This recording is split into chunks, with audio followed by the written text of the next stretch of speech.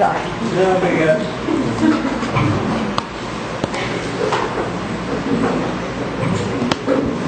Esse clima na Suíça a gente não está acostumado não, né? Esse clima na Suíça é muito bom. Ok, pessoal. Retornando então às nossas atividades na casa, eu busquei um assunto. Né? Eu estava lendo um livro do Céu dos Médios, achei interessante esse assunto, a obsessão do Evangelho. Nós vemos o Evangelho de Jesus recheado, mas recheado de casos de obsessão. Jesus estava aqui na Terra num processo de cura espiritual para todos nós, mostrando a realidade de um plano diferente, um plano que nós não conhecíamos, um plano espiritual. Falava ele em reino de Deus. Todos nós estaremos no reino de Deus. E a obsessão, então, nesse tempo, estava solta, não é? Como hoje em dia, está sempre. Mas, na realidade, estava um período difícil para o povo judeu. Jesus chegou num momento tão crítico em que as massas sociais estavam com dificuldade de aceitar um jugo de outro povo, com outra cultura, com outra religião, interferindo no seu processo de vida. Jesus também dizer que Deus está em todo lugar, Deus está no nosso coração. Não precisamos de tempo, não precisamos de nada, sim, estarmos com Ele em todo momento. E buscando assim estarmos com Ele, estaremos livres dos nossos processos espirituais que dificultam nossa vida constantemente.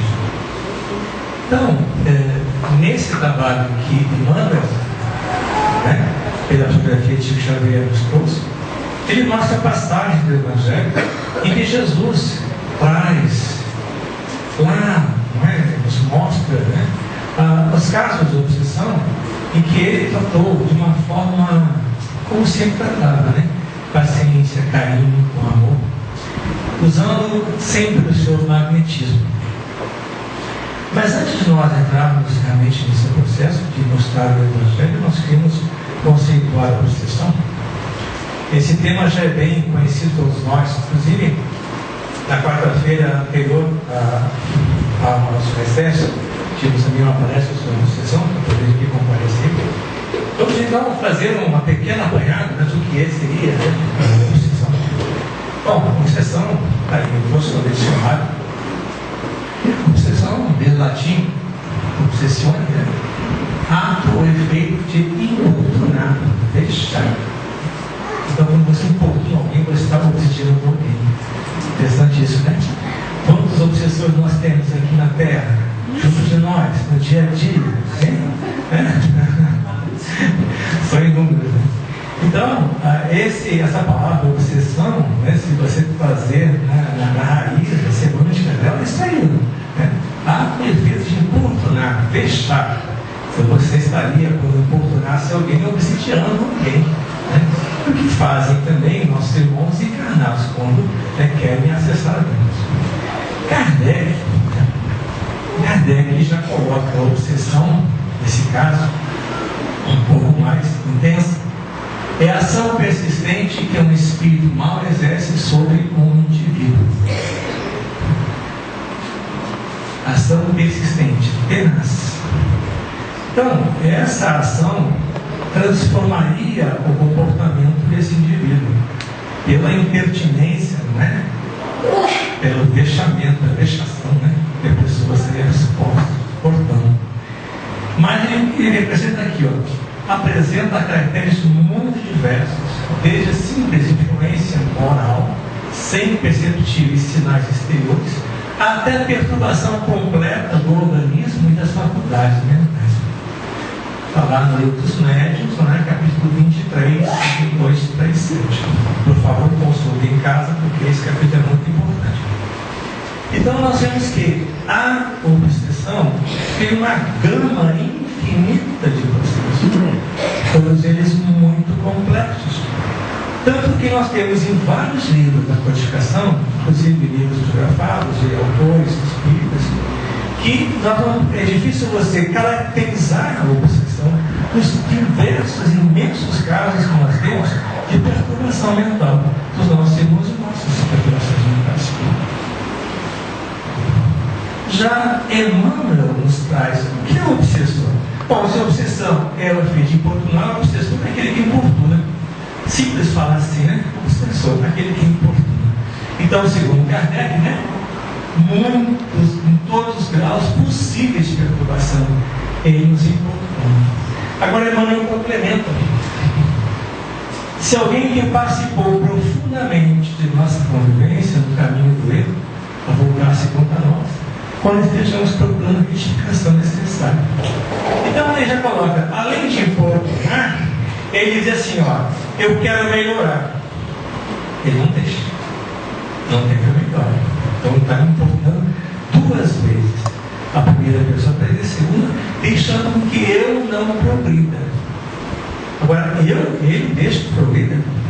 Não. Eu acho que é eu que quero progredir, na verdade.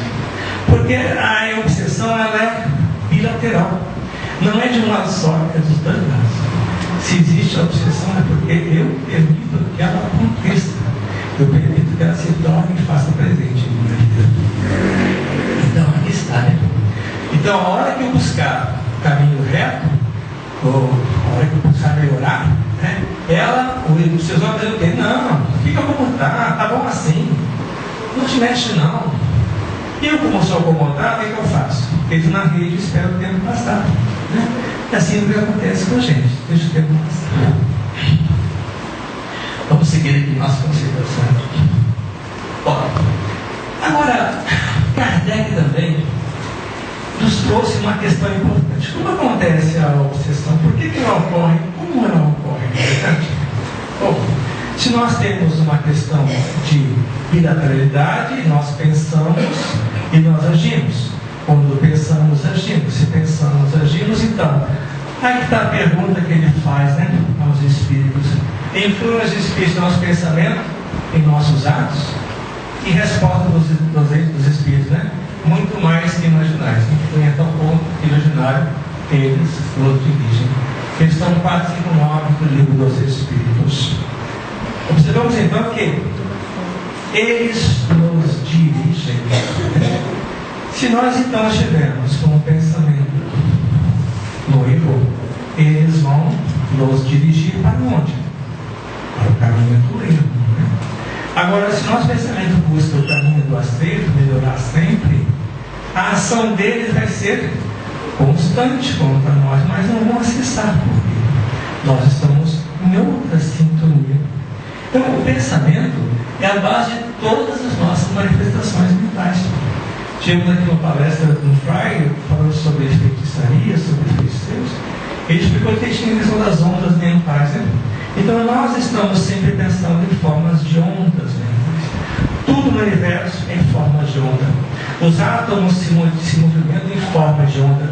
Tudo é onda no universo. E o nosso pensamento são ondas eletromagnéticas. Assim como a transmissão da televisão, do rádio, são sintonizações de ondas eletromagnéticas. Assim como o nosso pensamento. Por que nós sintonizamos um rádio na nossa cabeça? Porque não dá. Porque elas vibram, né, de forma diferente. A vibração mental nossa é muito mais superior às ondas de rádio e televisão. Por isso que nós não sintonizamos, né, na televisão nem no rádio. Isso é interessante, né? Não precisa ter televisão, sintonizar na cabeça. Beleza. Então, essa outra gravura aqui mostra, né, como então nós sintonizamos os nossos irmãos por ondas mentais. E onde elas, né, se interceptam, existe então a sintonia. E essa sintonia, então, é uma conexão psíquica que nós temos com os nossos irmãos encarnados e desencarnados. Isso explica a repulsão entre duas pessoas. Isso explica o amor entre duas pessoas. Né? A atração entre duas pessoas. Às vezes você não conhece uma pessoa, nunca viu na vida, mas se você começa a conversar com ela, gera uma sintonia gostosa e você acha que aquela pessoa é seu amigo há muito tempo. Por quê? Porque você então gera uma sintonia com essa pessoa positiva. Às vezes você chega perto de uma pessoa e e ela repele você na mesma hora. Você não sintonizou, né? Você repeliu naquele momento. Bom, então, procuramos inteligências que se afinam com outra na mesma sintonia.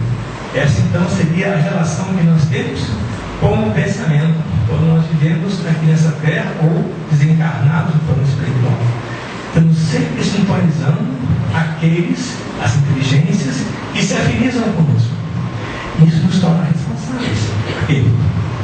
Porque o poder mental, que é uma força criadora e renovadora, o poder mental é aquilo que nós criamos com o nosso pensamento.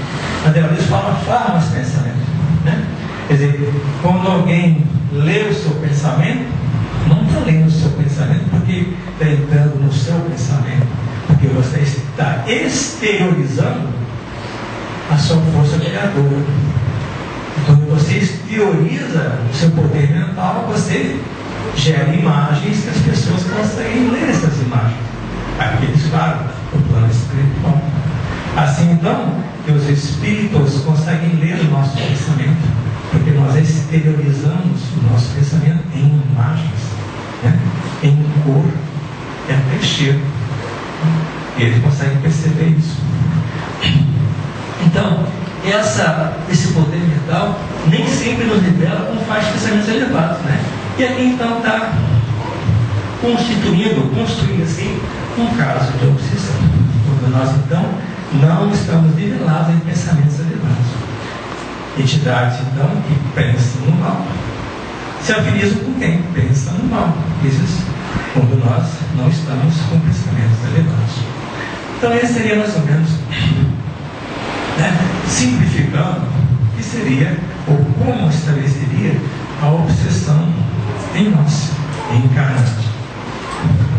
Bom, nós falamos em sintonia, na verdade. André Luiz, né, no livro Mecanismo da Mediunidade, ele fala o seguinte: nós somos responsáveis perante a lei, né, em todos os nossos problemas de sintonia. Qual é essa lei? A lei de Deus, né? A lei de Deus, a lei maior que Jesus nos trouxe. Então, recordando a lei de amor, né? A lei maior é a lei de amor. Então, nós somos responsáveis por todos os nossos problemas de sintonia. Bom, no dia a dia, como é a nossa sintonia? Ele fala o seguinte: somos loucos temporários, né? Loucuras acontecem a todo momento. Eu vou dar um exemplo: loucura do trânsito. Tem uns malucos no trânsito, né? Parece que estão querendo chegar lá, aí estão sendo, né? Olha só, loucos temporários. É uma coisa temporária, mas nós estamos com sintonia com quem? Com loucos no plano espiritual, não é verdade? Devemos desobediar em alguns minutos aqueles acessos de raiva, de ira, né? Aqueles processos, às vezes, que nós acabamos com uma relação, uma bobagem, com uma palavra, mesmo com uma ação, e causamos um transtorno imenso em nossas vidas. Quando nós, então, somos grandes obediados de alguns motivos, né? Mas prestamos esse auxílio, nos auxiliaram nesse momento a fazer essa questão. Alienados mentais em marcadas circunstâncias de lugar ou de tempo. Processo que a gente fica às vezes parado no tempo, alienando o nosso processo de vida, buscando caminhos que não são os nossos, trazendo às vezes questões mentais difíceis, às vezes prejudicando cada vez mais a nossa saúde física, né? Quanto mais mentalmente nós nos alienamos, pior será a nossa questão física. E isso, qualquer problema que nós temos, dificuldades financeiras, dificuldades de trabalho, de relação, né, nos causa alienação mental. Doentes do raciocínio em crises periódicas. O nosso raciocínio a razão, que é a função do nosso pensamento. O nosso pensamento, ele dá função à razão. Então, se nós fazemos alguma coisa, perdemos alguma coisa, o nosso pensamento dirige a nossa razão. E quando perdemos a razão, né, vamos lá, loucos temporários. Bom, aí chegamos chegamos a um ponto interessante. Ele fala dos médiuns. Médiuns lastimados a desarmonia pela permanência longa em reflexos condicionados viciosos, adquirir compromissos gravitiosos, atos praticados semi-conscientemente, seja nasce pelos outros. Médiuns se podem causar danos num trabalho mediúnico, num trabalho de cura. Aqui numa palestra, por exemplo, né? Se nós não temos aqui um palestrante o bom senso de trazer a palavra com base na doutrina e do Evangelho, nós estamos causando dano, um dano sério a quem? A todas aquelas consciências que hoje nos assistem aqui. Porque, infelizmente, nós médicos não gostamos de ler. É sério, né? Então, quando a gente, por exemplo, se você chegar em casa agora, abrir o livro dos médios, ou então a Seara dos Médios, que eu estou consultando aqui, você vai dizer, ele falou bobagem, olha só, não está certo, né? Então, se você conferir, aproveitar, pega em casa o livro dos médios, reagir lá, 2, 3, 7, estou falando besteira aqui, porque assim nós somos, gente. Nós não costumamos ler, aprender e estudar. Palestra é bom de ouvir, é tranquilo, porque são novos conceitos, né? Nos auxiliam no raciocínio, na visão do Espiritismo, da realidade do Evangelho, mas precisamos ler, precisamos estudar. E assim nós estamos precavendo, né, de cair na desarmonia dos outros. Né? Bom, então falando em médico, nós vamos tratar agora da questão da mediunidade. Obsessão da mediunidade. Kardec, então, no livro dos médios, voltamos ao capítulo 23, ele caracteriza as diversas tipos de obsessão de acordo com o grau de constrangimento, natureza dos efeitos que produz. Kardec, quando estudou a mediunidade e procurou colocar um livro em que ele classificasse e orientasse os trabalhos mediúnicos e desse a ciência do processo da mediunidade, ele observou a obsessão em quem? Nos médiuns, né? Os médiuns que realmente foram objeto da sua atenção maior. Então, a classificação dele se relaciona mais aos médiuns, porque são fáceis de observar o seu comportamento durante os seus trabalhos. Bom, ele falou então que seria uma obsessão simples. Médiuns obsediados não são simples. Ou pessoas com obsessão simples. São aquelas que descrevemos ali na questão da sintonia de André Luiz, não é? São coisas pontuais, normais de nossa vida. Nós estamos, às vezes, atarefados, com um problema na cabeça, começamos a pensar mal de alguém, ou fazer algo errado, e logo nós temos uma entidade ao nos auxiliar. Como nós vimos lá, os Espíritos falaram que eles nos dirigem. Eles estão sempre acessando nossos pensamentos. Está vendo que nós estamos pensando? Eles nos dirigem em nossas ações. Se nós quisermos fazer errado, faremos errado. Então, geralmente, na obsessão simples, o obsediado, isso é, o indivíduo, ele se compraz com a presença do obsessor em certos momentos. Assim fica mais fácil para mim fazer isso. Então, em vez de eu lutar para não fazer o certo, eu faço errado. Por exemplo, né? Nós aqui no Brasil estamos muito sempre discutindo a respeito da corrupção. Corrupção é uma coisa que é normal, a gente acha normal, né? Porque todo mundo é corrupto, né? Todo mundo é corrupto. Então, às vezes a gente diz, eu vou ficar parado aqui na estrada, o guarda me pegou, estou sem pagar, não sei o que lá, toma um magrinho do guarda e vou embora. Beleza, ótimo, ele vai se safar. Mas o que você fez aí? Você é um corrupto. Verdade? E olha, você é corrupto, você está com lado de quem? De quem quer corromper. Aquela corrupção vai gerar o quê? Um processo maior e vai colocar naquele guarda o costume de ser corrupto. Estamos induzindo alguém à corrupção constantemente. Estamos induzindo alguém a ser obsediado constantemente. Né? Então, nossa ação é sempre ela, observada, e sempre ela tem que ser conforme a lei. A outra que ele classifica é a fascinação. Fascinação, o que é a fascinação? Alguém está fascinado por um interesse em alguma coisa. Tão fascinado que esquece que está errado. Quantos conhecemos assim? Pessoas que botam uma ideia na cabeça e ninguém tira isso da cabeça dele. Ele está fascinado com aquela ideia.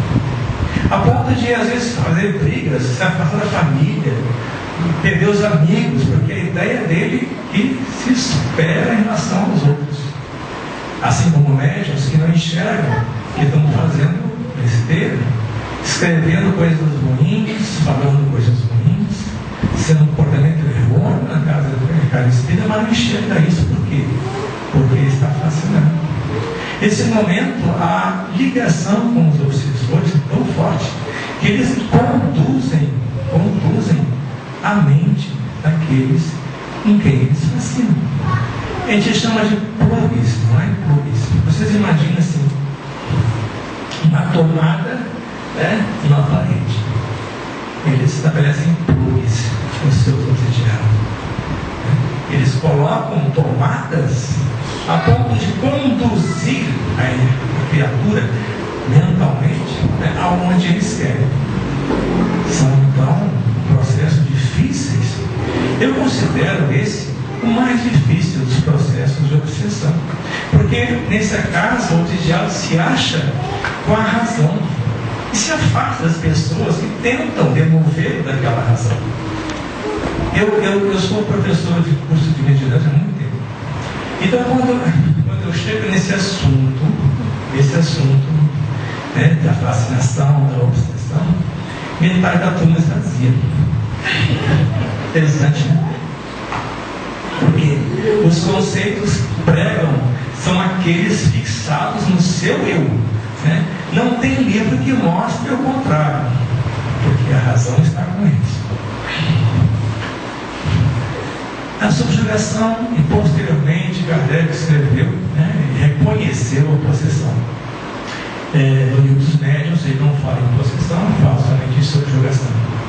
A subjugação é a ação pertinaz, constante, né, dos espíritos, né, a ponto de imobilizar o corpo físico, dando acesso, né, da questão motora do corpo físico e na psique, ou então em ambos, né? Isso é, eles dominam o corpo exteriormente. Então, pelo perispírito, como perispírito, né, pelo pensamento, eles subjugam a sua vida.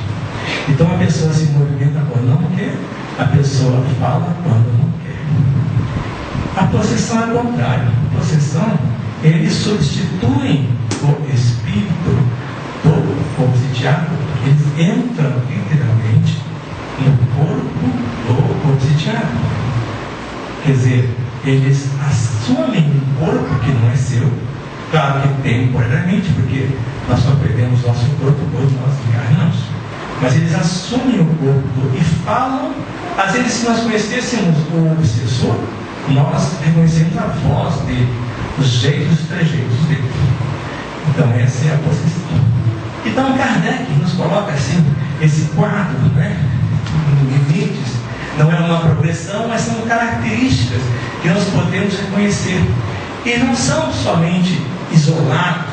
Como eu falei no início, obsessão é coisa complexa de ser analisada. Então, nós não temos como padrão de obsessão, né? Podemos ter uma mistura dos três numa só pessoa, como nós veremos então depois nos estudos do Evangelho. Então, essa forma de descrever a obsessão é para que nós reconheçamos que é algo muito sério. Nós precisamos observar constantemente o nosso comportamento, as nossas atitudes. Nós só somos obsidiados se nós quisermos. Só somos influenciados por alguém se nós quisermos. Tem pessoas muito dóceis, não é?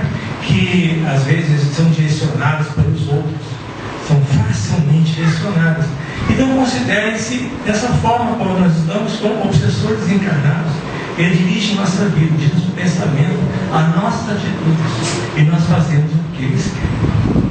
Claro que se nós estamos pensando bem, agindo bem, não temos o que temer, não é verdade? se estamos realmente buscando nossa melhoria, nosso desenvolvimento, nosso progresso interior, nosso progresso mental, nós não vamos ter problemas com a obsessão. Claro, estarão presentes, mas não agindo constantemente em nossas questões.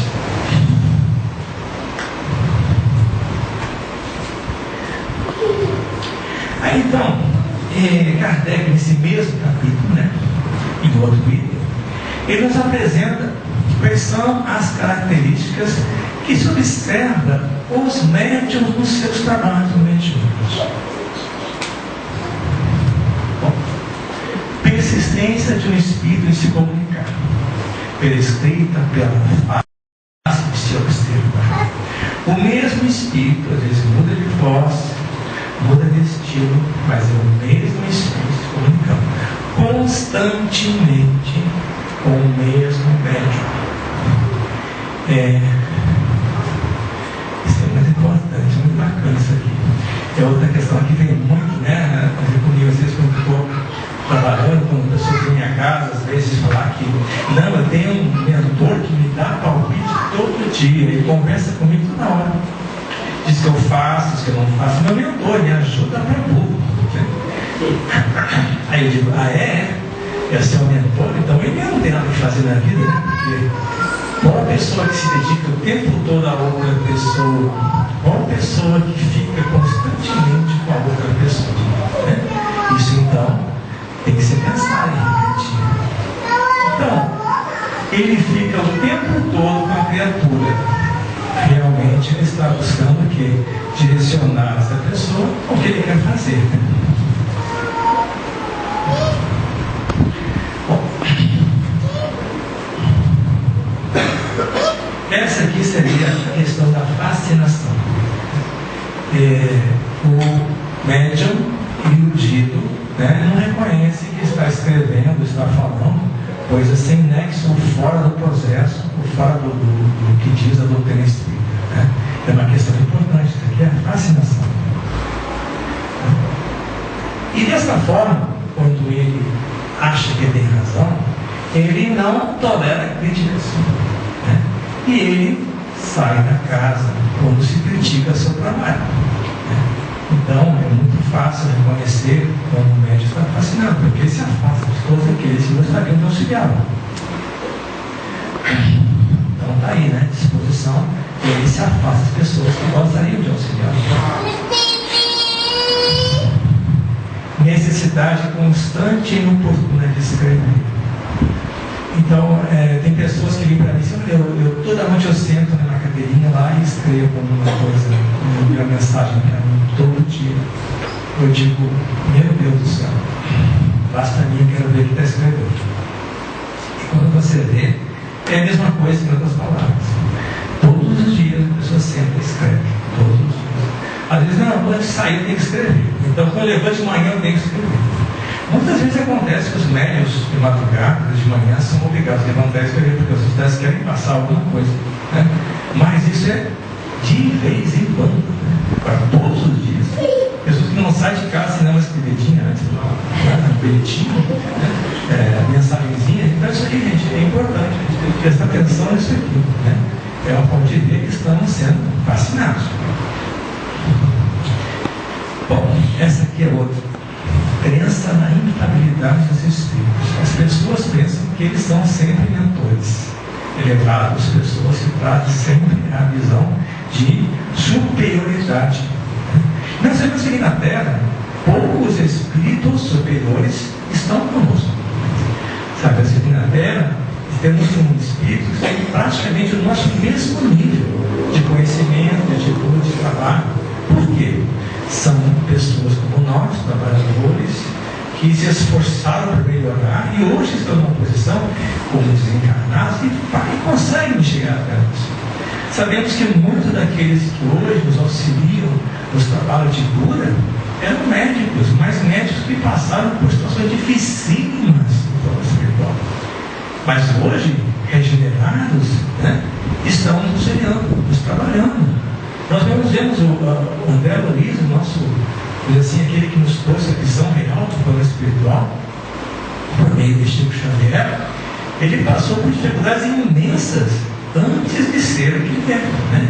Nós vimos o filme e vimos que ele passou 8 anos lá na Umbral, 8 anos sofrendo, para depois então passar por mais um tempo do mesmo magnitude, trabalhando devagar e sempre, e assim foi progredindo aos poucos, melhorando moralmente. Não que ele fosse um espírito atrasado ou ignorante, não, pelo contrário, ele faliu na encarnação anterior dele, e por ter falido, ele não conseguiu ser resgatado automaticamente para a situação que estava antes. Só por isso. Então sabemos que aqui no Terra a Terra, no nosso trabalho, entidades são como nós, só que eles têm a visão maior do processo espiritual e estão nos auxiliando, né? Então é muito mais fácil nós termos conosco, né? Conforme o nosso pensamento perturbado às vezes, e às vezes com dificuldades em nossas vidas, pessoas com mais dificuldade do que nós no espiritual, do que realmente mentores. Bom, esse é o caso, né, que acontece às vezes com médiuns ser constrangidos fisicamente. A gente tem um caso, né, de julgação, que é um caso bem mais sério. Esse aqui vamos dizer assim, é uma obsessão em médiuns que até tem certo valor. É a forma de reconhecer médiuns de efeitos físicos, né? Eles vêm a casa, as casas de trabalho, eles vêm a casa espírita, gente, onde eu estou, só ouço barulho, parece que é uma bagunça na minha casa, né? Eu vou visitar um amigo, eu fico envergonhado, porque bate tudo, né? O pessoal ouve barulho, ouve chiado, ouve miado, né? E as pessoas ficam com medo, né? Porque é um médium de efeitos físicos sendo chamado a atenção, né? Para que tem que trabalhar, porque onde ele vai, ele doa ectoplasma de graça, e os espíritos em volta, são espíritos brincalhões, usam a ectoplasma dele para brincadeiras. Então, reconhecemos então os médiuns de efeitos físicos quando chegam, né, na casa de trabalho, justamente por isso. São aqueles que provocam muito barulho em volta de si. Bom, então isso aí são mais ou menos características que o Kardec nos coloca quando ele apresenta a questão dos médiuns obsidiados. Dá licença.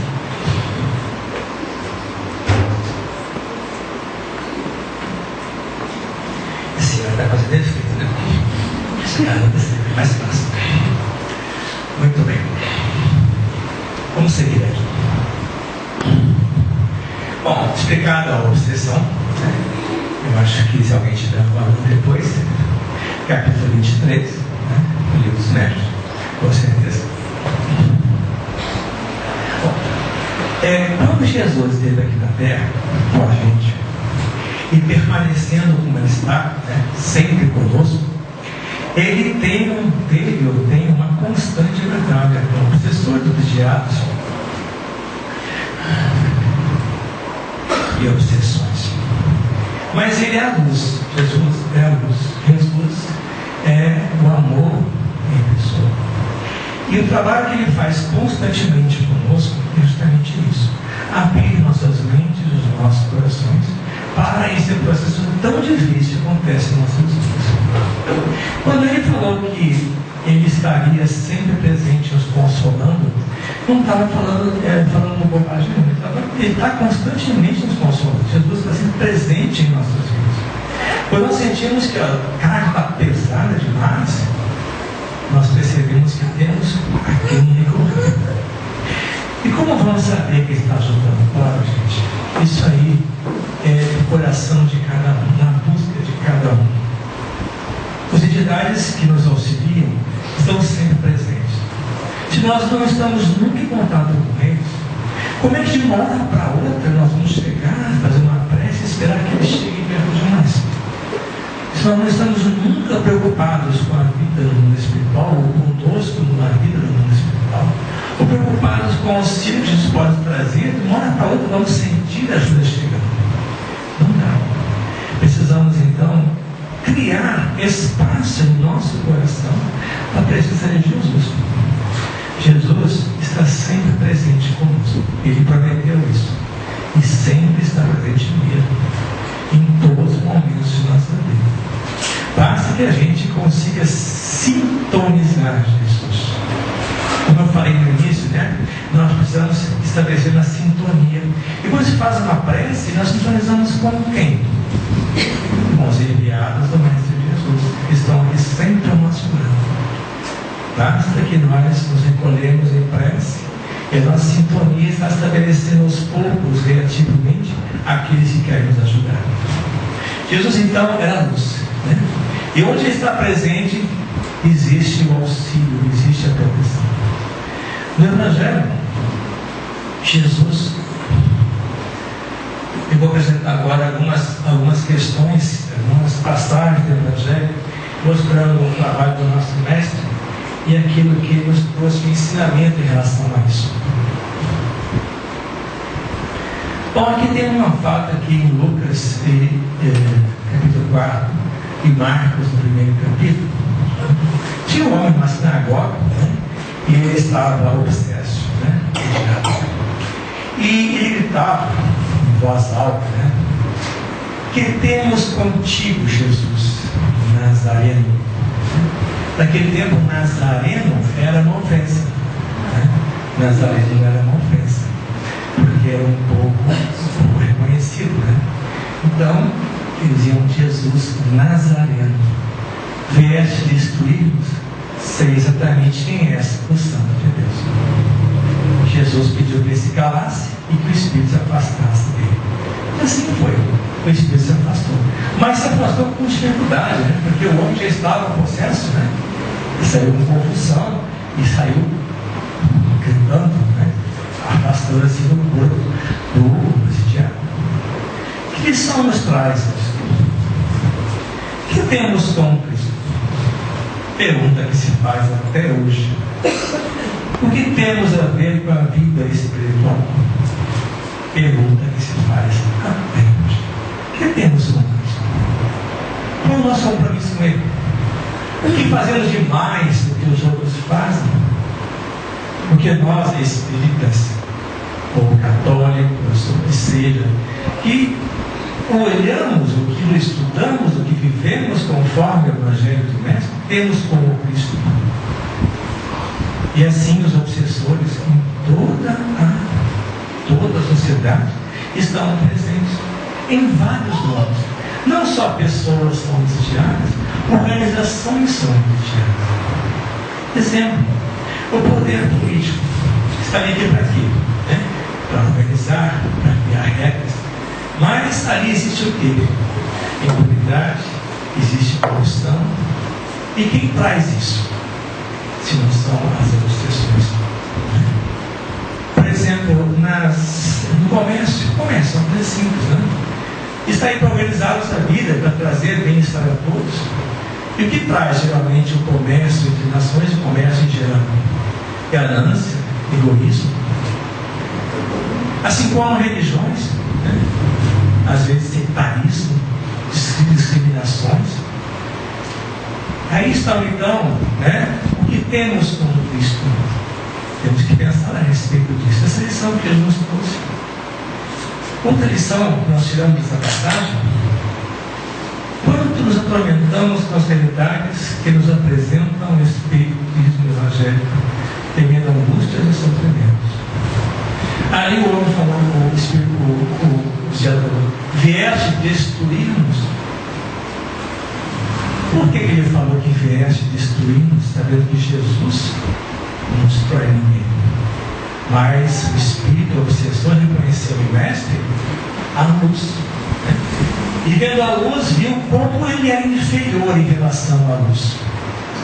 E quanto nós nos atormentamos com esta luz, quanto nós estamos com dificuldade de nos apresentar no trabalho sem temer angústias e sofrimentos.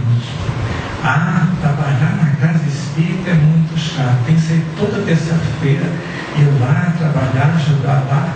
Tem a novela que eu gosto, tem o DVD que eu adoro. Então eu não posso, não dá, né? Certo? Quantas coisas, realmente, quando a gente assume um trabalho, qualquer que seja ele, né? Porque a gente assume nosso trabalho dia a dia, lá fora, a gente trabalha para ganhar salário. Porque se não ganhar salário, a gente não trabalhar, não ganhar salário, não vive. Isso é óbvio.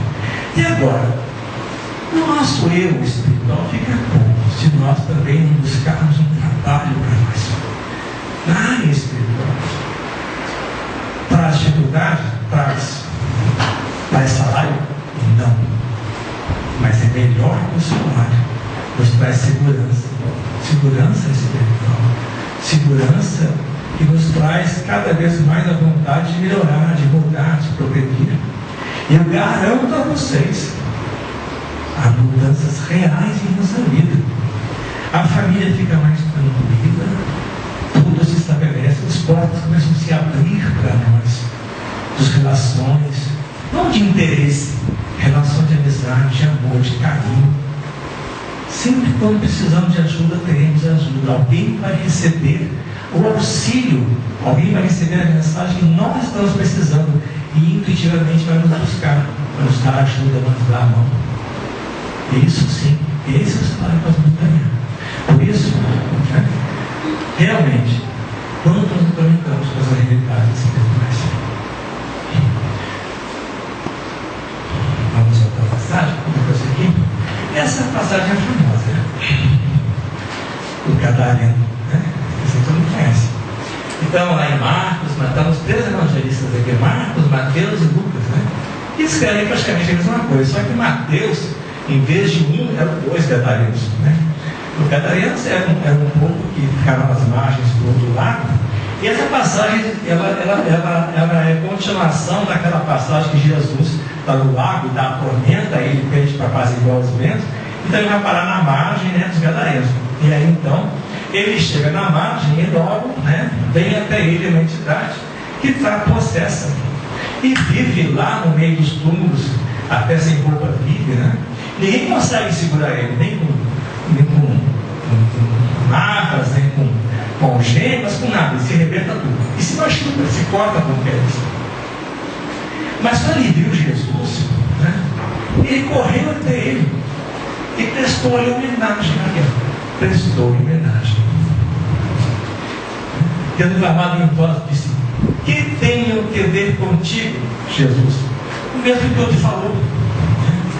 O que você traz? O que você se mete para mim? Né? Se mexe comigo não, me faça. Né? E mais ali está. O que tem a ver contigo, Jesus? Filho de Deus Altíssimo. Ó, reconheceu Jesus. Reconheceu os homens. O que tem a ver contigo, Jesus? Vamos fazer essa pergunta com você aqui. O que tem que ver com Jesus, né? É importante. Eu te ponho por juramento por Deus, não me atormentes. Ele falou isso porque Jesus já tinha dito: sai desse homem. Mas Jesus continuou a conversa com ele, com paciência, com carinho, e disse: como é o teu nome? Que ele falou: nós somos muitos, meu nome é Legião. Olha só, meu nome é Legião, pois somos muitos de nós. E suplicou-lhe muitas vezes que não nos enviasse para o abismo. Isto é, não tirasse, jogasse ele, né? Me chama nas trevas espirituais, não colocasse em situação difícil. Daí na continuação desse trabalho, dessa palavra aqui do Evangelho, ele pede para a legião, né? Ela entra numa manada de porcos, os porcos se atiram no precipício. Então essa é a continuação. Nós vamos ficar com essa questão aqui, né? O nome dele é Legião. Jesus sozinho enfrentando uma legião. O que nos traz hoje em dia? Os remontes hoje em dia, não é? Nós estamos convictos, né? Jesus convida a perseverar no bem, estamos convictos de que o mal se faz sentir em derredor. A maneira de legião ameaçadora exigindo muita serenidade, grande confiança nele, com trabalho e vigilância. Nós estamos sozinhos, gente, sempre sozinhos, com uma legião nossa própria. Se nós estivermos com ele, está a dificuldade. Então, se estamos com Jesus, estamos conscientes, estamos mais tranquilos e podemos enfrentar uma legião. E normalmente nós enfrentamos a legião.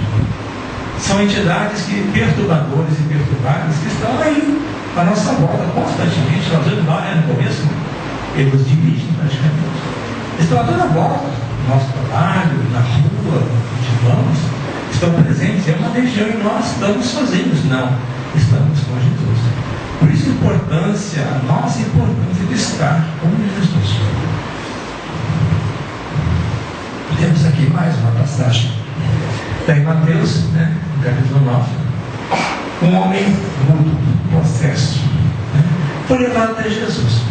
E Jesus, então, expulsou a entidade que estava com ele, e o homem voltou a falar. As multidões ficaram pasmadas e disseram: nunca se viu nada igual a Israel. Nada se viu, porque ele curou uma pessoa que era muda. Mas aí, sempre tem os fariseus por perto, Aí os fariseus disseram: ele governa os demônios e ele expulsa os demônios. Fácil, Explicação fácil que achava para achar que demônio é fácil de controlar. Quem controla o demônio também é demônio, mas deixa para lá.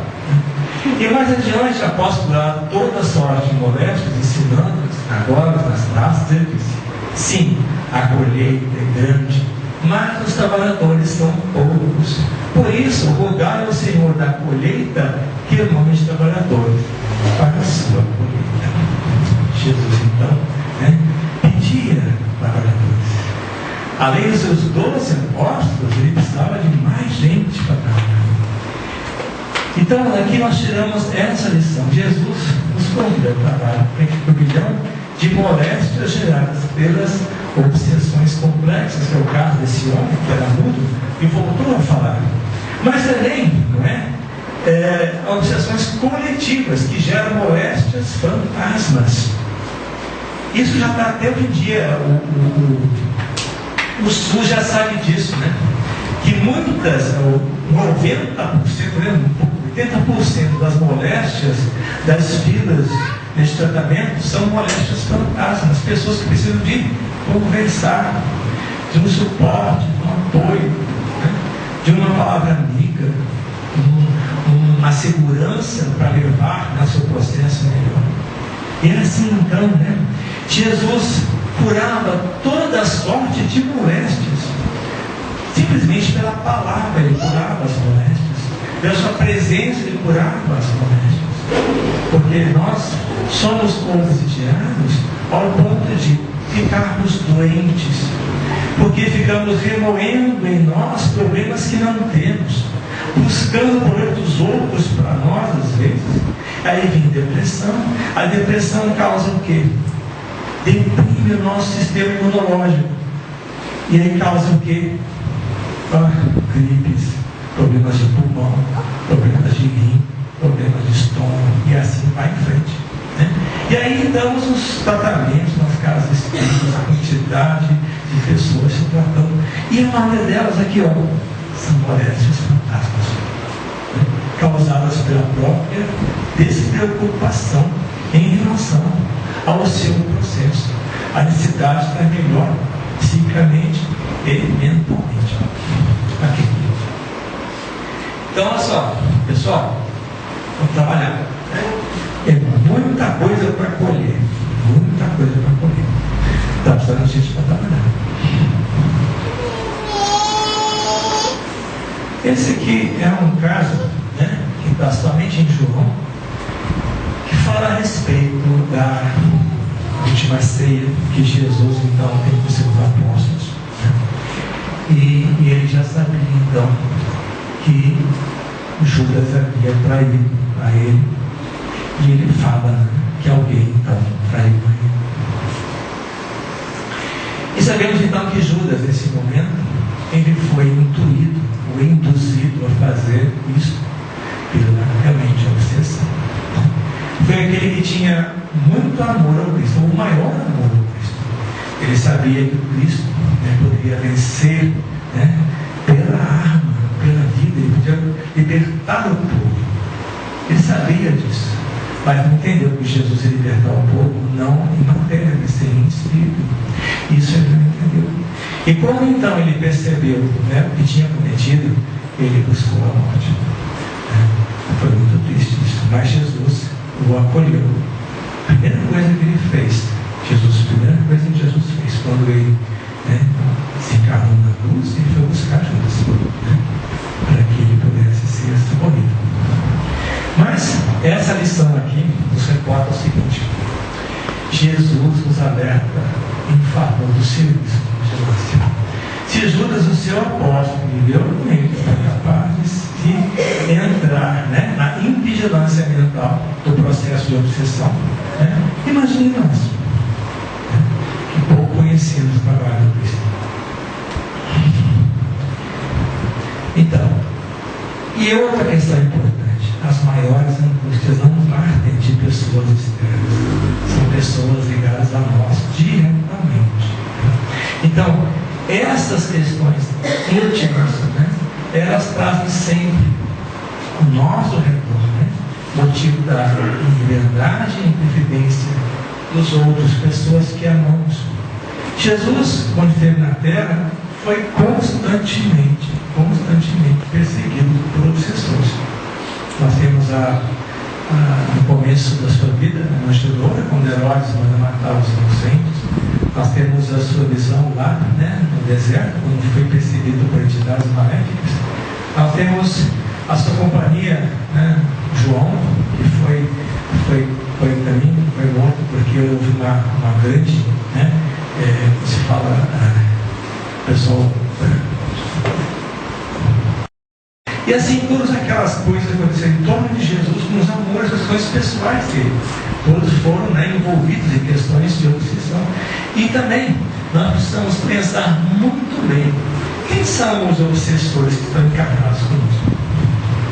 Pergunta que se faz. Não sabemos quem é nossa família, quem são nossos amigos, não sabemos onde trabalhamos, onde vivemos. Quem são os obsessores encarnados conosco? Quem são aqueles que têm algo contra nós? Não sabemos. Não sabemos. Mas sabemos que estão presentes todos os dias em nossa vida. Por isso, geralmente, quando pensamos em obsessores, vamos pensar: nós, quando reencarnamos com dívidas, muitas dívidas, nós precisamos trabalhar ao nosso lado. E ao nosso lado trabalhar para que nossas relações sejam cada vez melhores. Outra lição, que nos traz: Jesus sempre à frente de obsessores e vigiados, simplifica o trabalho com paciência, amor, sacrifício, porque só fosse, por exemplo, nobre, levanta e rede.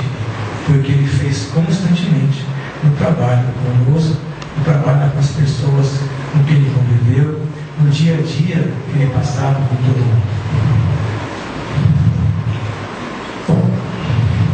Como nós podemos evitar a obsessão?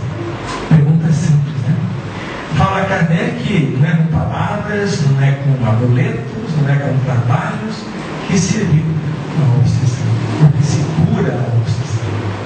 A única forma de curar a obsessão está no Evangelho, Aqui no Evangelho segundo o Espiritismo, no capítulo 25, ajuda-te a ti mesmo, o Senhor te ajudará. Está aí, Jesus falou: pedi e se vos dará, buscai e achareis, batei a porta e se vos abrirá. Portanto, quem pede, recebe, e quem procura, acha. E aquele que bata a porta, abre-se. Então, eles nos falam aqui: se nós pedirmos e buscarmos, nós vamos ter aquilo que nós estamos precisando. Jesus nos abre então a porta quando nós batemos, mas só vai abrir se nós batermos na porta.